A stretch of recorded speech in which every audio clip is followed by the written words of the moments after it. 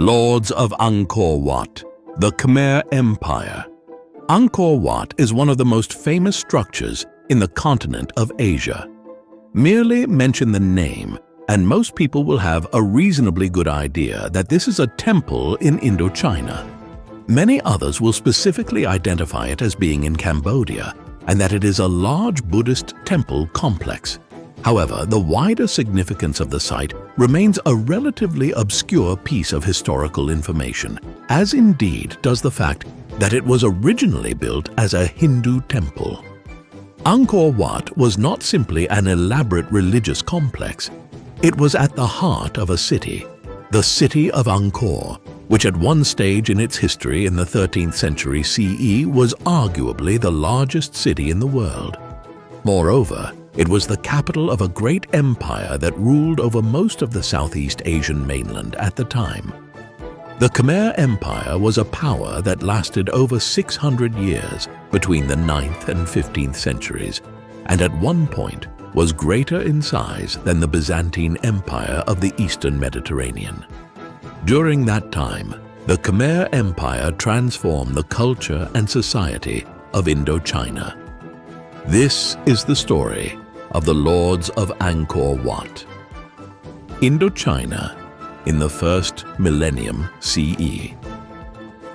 By the time the Khmer Empire emerged, the politics, society, economy, and culture of Indochina were already well developed. This part of the world is a natural breadbasket, with the Mekong River and other geographical entities providing ideal conditions for the cultivation of rice as a staple crop and many other foodstuffs. This allowed for the development of comparatively large societies and urban centers by the first millennium BCE. Then, beginning in the 2nd century BCE, Han Dynasty China started making incursions into Indochina.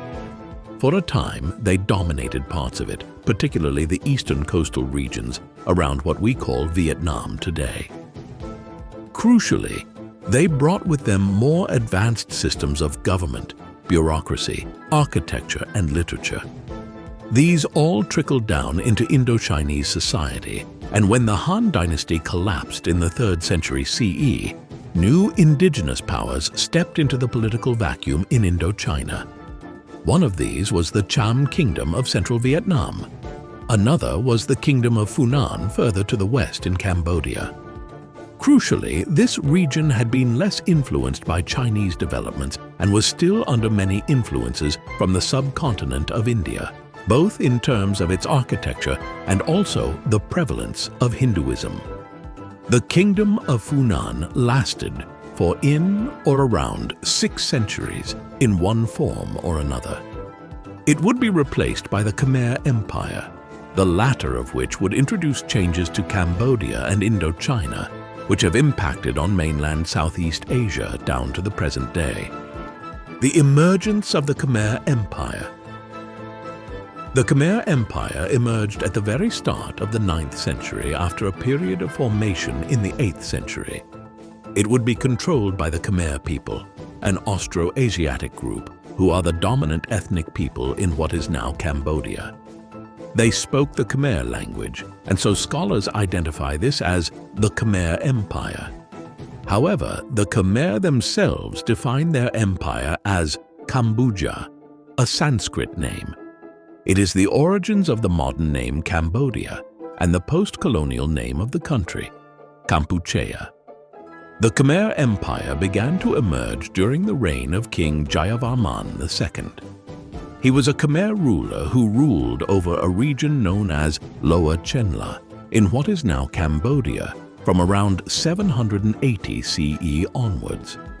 At that time, Cambodia was broadly ruled over by outside powers. Some of Indochina, for instance, was controlled by powers originating out of the East Indies, and inscriptions indicate the influence of the rulers of the island of Java in the coastal regions. Jayavarman's great accomplishment was to move from being a small indigenous ruler in part of Cambodia, one paying tribute to outside powers, to become the dominant power in Cambodia in the space of a very long reign that chronicles suggest lasted down to the middle of the 9th century. This was symbolized in 802 by his adoption of the title Chakravartin, which transliterates as universal ruler, a title of imperium in which he aspired to be an emperor. Claims that he may have been a Javanese ruler who arrived to Cambodia from the East Indies have never been substantiated and lack credibility in the eyes of many Indo-Chinese scholars. Expansion and height. The empire which Jayavarman began to create was expanded greatly by his successors. While Jayavarman had obtained control of southern Cambodia and much of the coastal regions of southern Indochina, those who succeeded him continued to bring further lands to the north and west under their control. They fought wars against the Cham and various powers within Vietnam. At the end of all of this, by the 11th and 12th centuries, the Khmer Empire controlled a mass of land which corresponded to modern-day Cambodia and Laos, the southern half of Vietnam, and much of contemporary Thailand, specifically the eastern side of the country and part of the way down the Malay Peninsula. However, the Khmer never managed to conquer all of Thailand and the powers there. This would later come back to haunt the Khmer, as it was people from Thailand who contributed much to the destruction of the Khmer Empire in the 14th and 15th centuries. The Khmer Empire peaked in the 13th and 14th centuries, when it was one of the most powerful states anywhere in the world. At the center of this great empire stood the city of Angkor. The City of Angkor. Angkor is primarily known today on account of Angkor Wat, the great temple complex that was built there at the height of the Khmer Empire. However, Angkor was much more than this. It was actually the capital city of the Khmer Empire and was quite possibly the largest city in the world in the 13th century, with a population of approximately 750,000 people at the time. Jayavarman II began work on the city of Angkor as his capital in the 9th century, and it was expanded generation after generation by the Khmer. Crucially, the city lay at the very heart of their territory in central Cambodia. The name Angkor is ultimately derived from a Sanskrit word Nagara, which means city, and points towards the importance of Indian and Hindu culture amongst the Khmer in the earliest centuries of their empire. Angkor was an example of the hydrological cities of the Khmer, a key component of their civilization. The Khmer were impressive engineers, and they knew how to conserve water supplies during the rainy season in Indochina in order to have it available during the drier times of the year. They did so by the extensive use of reservoirs, canals, and other hydrological systems within cities like Angkor. These stored water and redirected it to where it was needed, allowing for rice and other crops to be cultivated in a highly efficient manner. It would be easy to brush aside something this simple as being trivial. It wasn't. A pre-modern society which created efficiencies in food production in this manner freed up individuals to work on other projects like temple construction.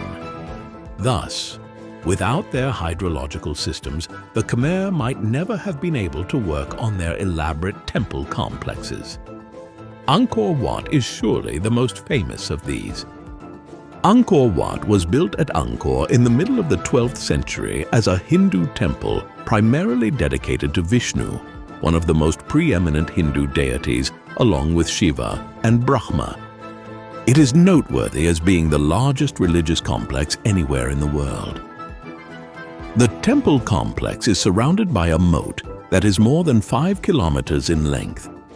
There is then an outer wall that is just over 3.5 kilometers long. Inside this, there are 3 rectangular galleries raised in tiers. Large conical towers emerge out of the center of the temple complex. The cone-shaped buildings contained shrines and religious sites. In all, the site covers more than 1.6 million square meters, or just over 400 acres. To put this in context, the Vatican City, which remains an independent mini-state within the city of Rome today, covers just 120 acres, and so is slightly less than 1/3 of the size of Angkor Wat. The complex is not just noted for its sheer size. Throughout the inner complexes, the walls of the main buildings are highly decorated with bas-reliefs and images of devatas, or more minor Hindu deities. These combine to tell stories derived from Hindu mythology and cosmology. It was clearly intended as a great center of Hindu worship throughout the Khmer Empire. The strange thing, though, is that it would very soon be converted to become a Buddhist complex. The Advent of Buddhism. Angkor Wat was built as a Hindu temple. It did not remain as such, though, for very long.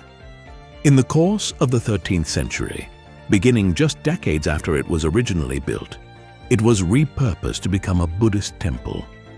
This reflects the broad conversion of the Khmer Empire at this time. Much of Indochina had converted to Hinduism between the 1st and 6th centuries CE, and for most of its history, the Khmer Empire was a polity in which Hinduism prevailed. Buddhism was well known across Indochina from the earliest days of the Khmer state, but it was a minority religion, overshadowed by Hinduism. What began to change in the 11th and 12th centuries was the introduction of Mahayana Buddhism and Theravada Buddhism from India, Tibet, and China.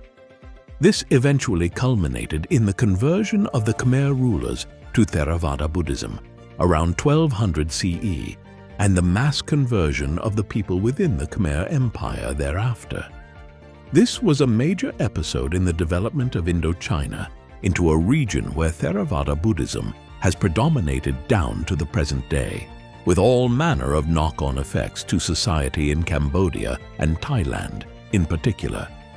The question is, why did the Khmer rulers and their people switch to Theravada Buddhism?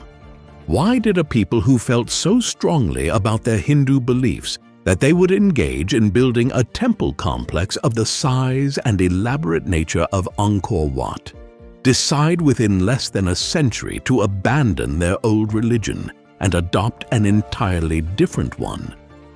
The answer seems to lie in a non-violent religious revolution occurring during the 12th and 13th centuries. One that in some ways mirrors the Christian revolution that occurred in the lands of the Roman Empire on the other side of Eurasia a millennium earlier. Theravada Buddhism was much more inclusive and appealed to the poorest elements of society, whereas Hinduism involves a caste system. Other forms of Buddhism were also less egalitarian. The same processes were involved in the Christian revolution.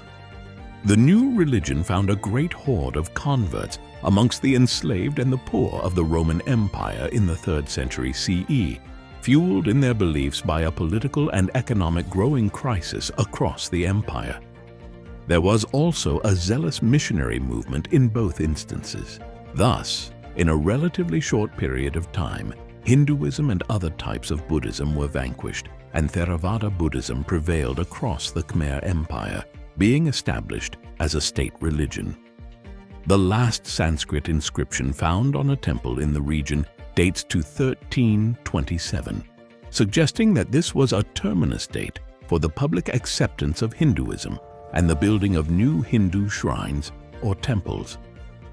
After this, Buddhism became completely dominant. Art and culture. Religion was absolutely central to the art and culture of the Khmer Empire. An immense amount of very intricately carved stone statues, mosaics and friezes were produced at Angkor and elsewhere throughout the Khmer Empire for centuries. This was not simply a military power. It had a thriving material culture, one based around elaborate temples like Angkor, civic structures within their cities, and a wide range of elaborate objects like elite metalwork, weaved goods, and the like. This was a society of craftspeople, the sophisticated nature of which is demonstrated through how complex their hydrological systems were. Unfortunately, we have very little Khmer literature extant today, and this was not a culture that was possessed of the kind of individualism that led to the production of books, histories, and other works of literature. Indeed, one of our best written accounts from the time was not even produced by a native of the Khmer Empire. It was instead written by Zhou Daguan, a Chinese diplomat who was sent to the Khmer Empire at the very end of the 13th century. It is a testament to how limited Khmer literature was in many ways that one of our greatest sources for the Khmer Empire was written by a visiting outsider. Still, as peculiar as our reliance on it might be, Zhou Daguan's account is very useful. Consider the following passage on the architecture of the Khmer Empire. All official buildings and homes of the aristocracy, including the royal palace, face the east. The royal palace stands north of the Golden Tower and the Bridge of Gold. It is 1.5 miles in circumference. The tiles of the main dwelling are of lead. Other dwellings are covered with yellow-colored pottery tiles. Carved or painted Buddhas decorate all the immense columns and lintels. The roofs are impressive too. Open corridors and long colonnades, arranged in harmonious patterns, stretch away on all sides. One of the things which Zhou Daguan's account here indicates is that Angkor and other ancient Khmer sites looked different at the height of their empire. The immense temples and buildings which are standing today were decorated with colorful tiles and paintwork.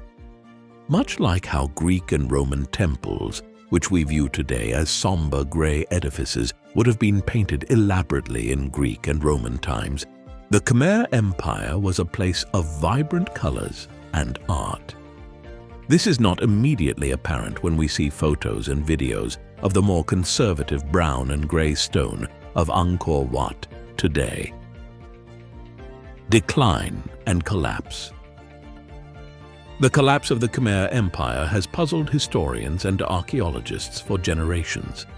On the surface of it, this was an extremely powerful society, one which ruled over millions of people and a very affluent part of the world.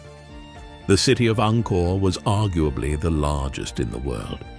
It was vibrant and powerful in the 12th and 13th centuries, at the peak of its powers. And yet, in the 14th century, it entered a period of rapid decline and ceased to exist at the start of the 15th century. The terminus date is 1431, when the rival Siamese kingdom of Ayutthaya sacked the city of Angkor. What happened to bring about such a swift decline and fall? The answer is quite multifaceted. Some of the factors involved were socio-economic. The Khmer Empire had flourished for centuries on the back of controlling a series of trade routes in Southeast Asia. One of these ran along a north-south axis from China to Thailand and the Malay Peninsula. Another ran east-west from Vietnam and the Mekong Delta to Burma and beyond to India. These were immensely wealthy parts of the world during these centuries, far wealthier than most parts of Europe. In controlling the trade routes and collecting customs duties from mercantile activity, the Khmer rulers grew rich and powerful.